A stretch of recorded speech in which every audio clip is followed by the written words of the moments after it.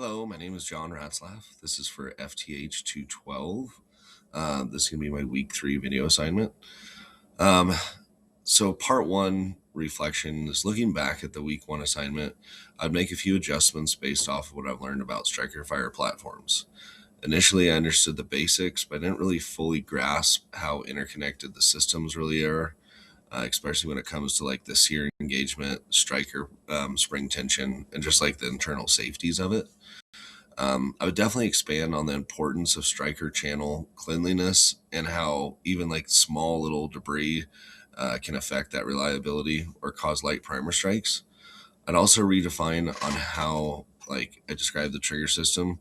Um, it's it's not just like releasing the striker, it's actually like completing this whole caulking process and interacting with multiple internal components just before that release. Moving forward, I just plan to keep building my knowledge through hands-on work, breaking down different platforms, studying schematics, and paying close attention to wear patterns and common malfunctions.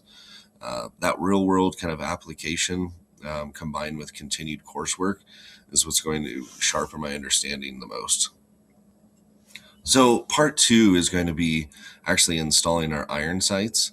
So what we're going to do is we're going to wind up installing both the front and the rear on our slide here.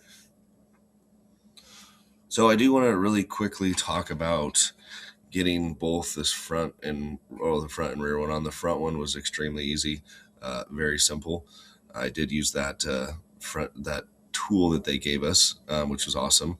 As far as the rear one, let's talk about that. And I know that's really where it's coming from. So what I wound up having to do is I did take a little bit of sandpaper and actually did the figure 8 in previous classes when we were building our muzzleloader. And that really actually helped just kind of get that in. Going the correct way too from the video that was in our lecture was extremely helpful.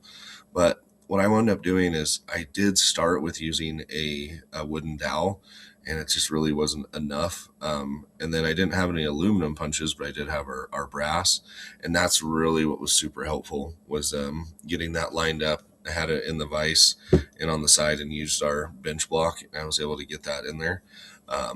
It did take a couple times just so that right fitment and just, patient and finesse like they keep teaching us in school. The biggest thing with that too is to get it completely lined up. So left and right, I did actually wind up using our micrometer that we've been given in previous classes to make sure that both of those sides were as equal as possible. I did go a little bit further back on one, had to come back again, and I got that done. But that definitely was a little bit of a challenge and a task, but it was a very good learning experience. All right, so I did get everything put back together. Just want to say this weapon is pointed in a safe direction. There's no magazine, there's no feed source, and as you can tell, that chamber is nice and clear. I actually was just able to go. I'm fortunate, and I have some property at my house, and I was able to just go in the back and do the test fire. And I will say I was pretty surprised about the trigger for one. Um, Definitely a little bit more crisp than a standard like Glock 17. Um, and honestly, for the sight placement, I was super happy. I didn't it wasn't too far left or too far right, so I definitely was pretty happy with that.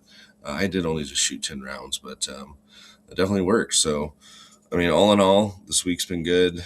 I know ammunition has been the main lecture source of it, but everything else that we've covered, actually test firing that weapon itself is awesome.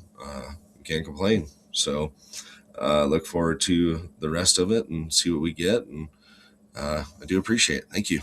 Bye.